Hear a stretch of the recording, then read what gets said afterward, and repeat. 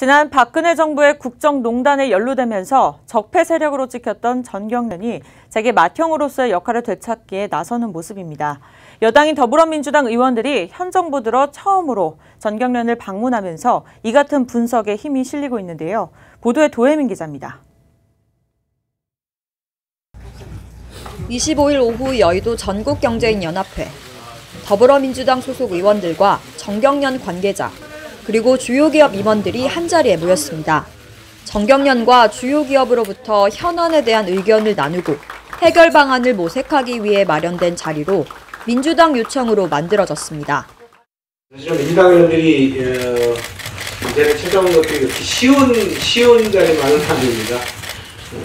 그래도 어떻게 하면 이 어려움에 빠진 한국 경제에 대한 지혜들을 같이 모아볼 것인가라고 하는 이런 자리를 한번 마련해보고 싶었고요. 그것은 결국에는 기업인들과 같이 지혜를 풀어나가야 되지 않는가라고 하는 생각에서 오늘 자리를 마련하게 됐습니다. 지난달 전경련 산하 한국경제연구원과 여당 의원 간 간담회가 있었지만 여당 의원들이 전경련을 직접 방문하는 것은 문재인 정부 출범 이후 이번이 처음입니다.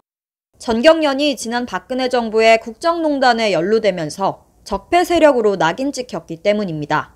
이후 재계 맏형으로서 역할을 하던 전경련은 정부로부터 번번이 패싱되는 굴욕을 면치 못했습니다.